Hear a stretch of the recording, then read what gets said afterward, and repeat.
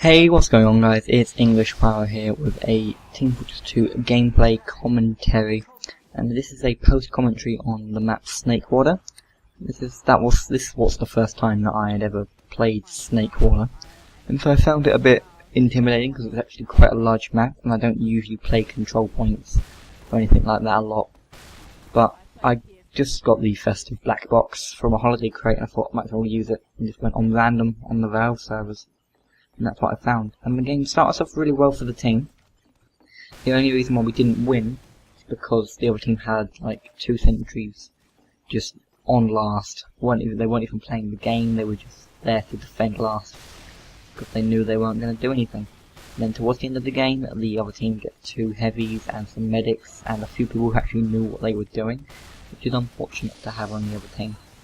But that's why we lost. But I'm not going to talk about the gameplay because I always just don't do a good commentary if I talk about the gameplay.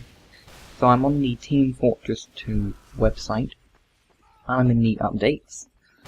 And most of the updates that were added on the 9th of January were basically designed to work around the kill streak that have been added.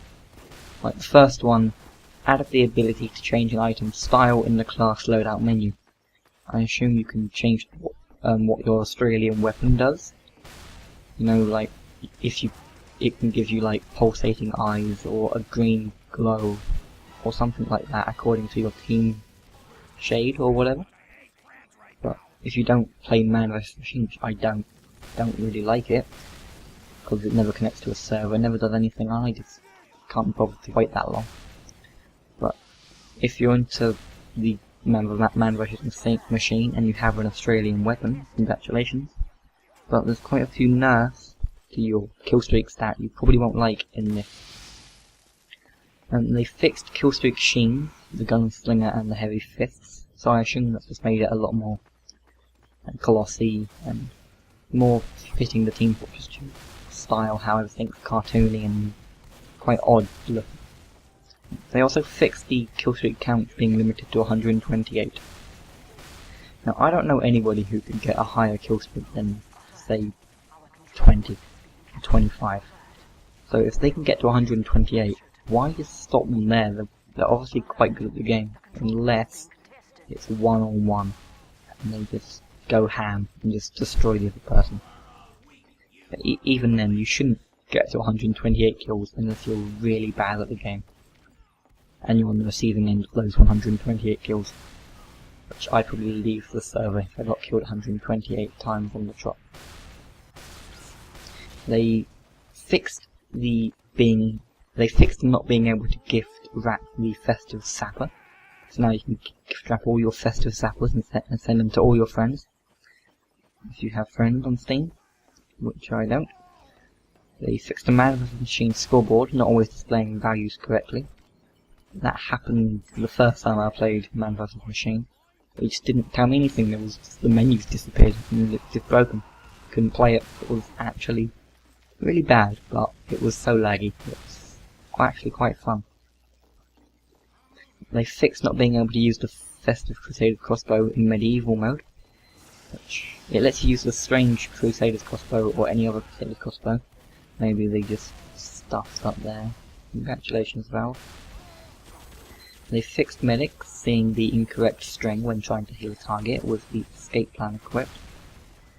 So I'm not sure what they've actually done there, because there shouldn't be a healing beam when you're healing someone with the escape plan, because isn't it no healing while this item's equipped? Which is actually confusing. One Valve, get it together.